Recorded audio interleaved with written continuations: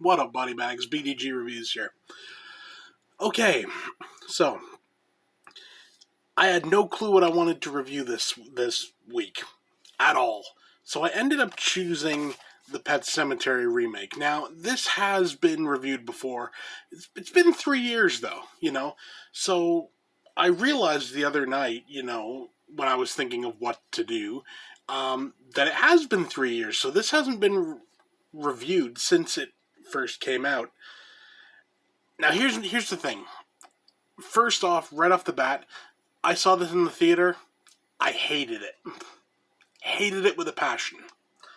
So I've come back and I've rewatched this now.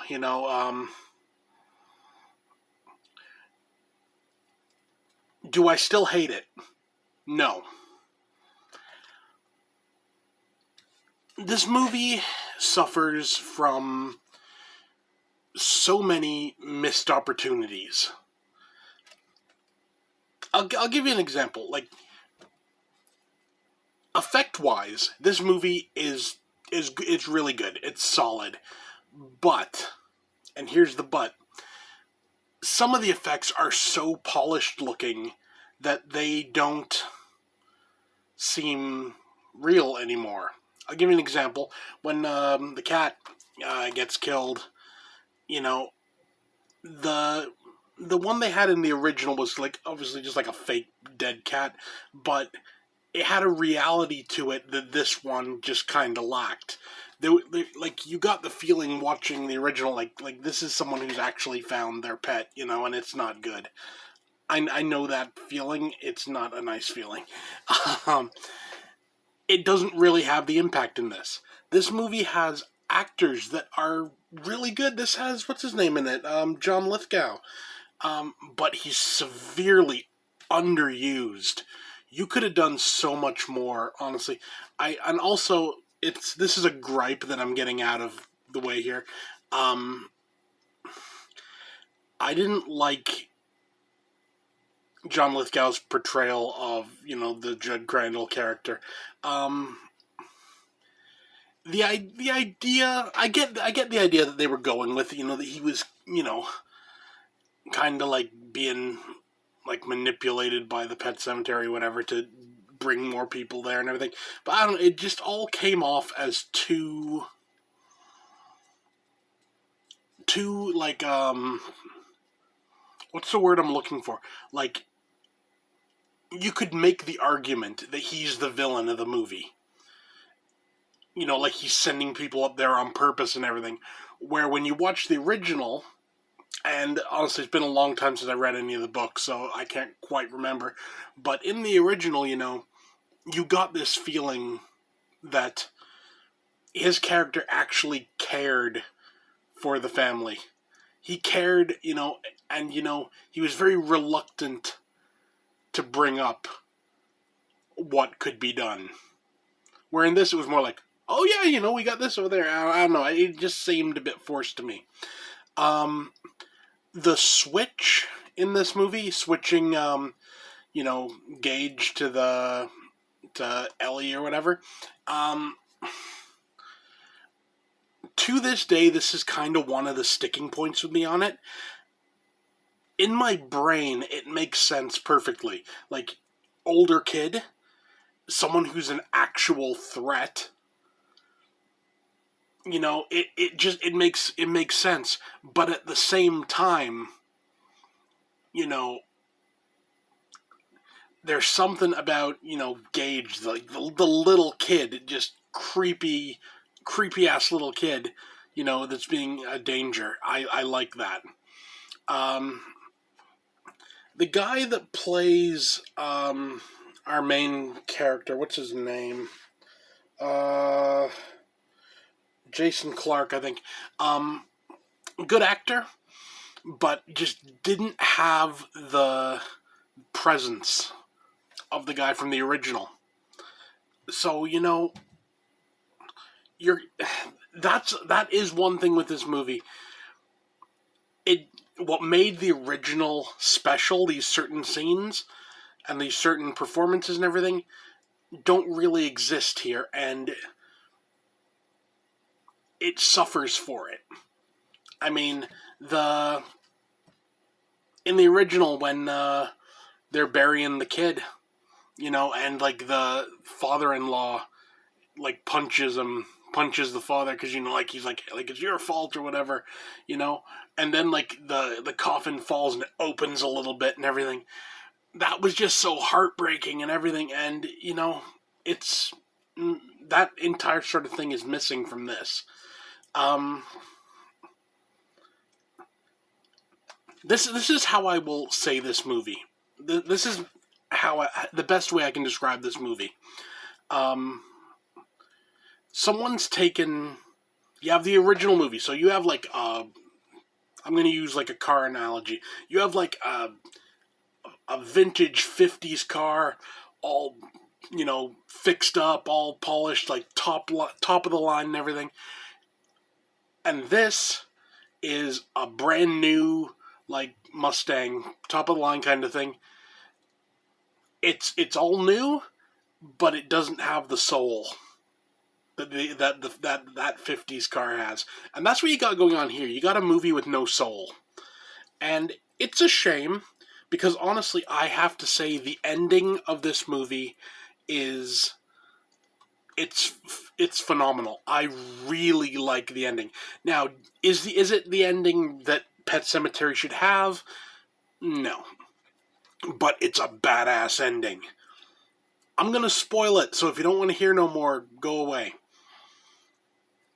The kid in the car, all his family are dead, and they just come walking out to the car. How badass is that? It's an ending that's pure nightmare fuel, and it works so well. Admitted, it's an ending more suited to like a zombie film or whatever, but is what it is, right? Another thing that this movie did really well, and it was something I really appreciated, was the fact that when the girl dies, it's a direct result of the cat. The cat sits in the road. It essentially draws her out to the road. Then she gets run over. I liked that. I thought that was really neat. I thought it was a nice way to tie everything together. It was something I found that was kind of missing from the original, in that, it was just tragedy upon tragedy, but there was no real, I don't want to say repercussions, but it's like, with this, his daughter dies because of the father's actions. He resurrected the cat came back kind of evil, and, there you go. It, I would say the cat killed the daughter, essentially. It drew her out there. I thought that was really good. Also, this brings in the idea of the Wendigo. It's something I wish they could have gone more in depth with, because I always thought that was kind of a neat idea, but it's just kind of done in passing, but it works. So we get down now to the nitty gritty. What do I rate this movie? When I first saw this movie on my own channel, when I reviewed it, I gave this, I think, a 2. Looking back now, that wasn't a fair rating. I think I was pissed because essentially you took something near and dear to my heart, one of the movies that really creeped me out as a kid, and you made it like modern and shit, and it just didn't work for me at the time. Looking back at this now, it's a decent movie. Is it the masterpiece that the original is? No.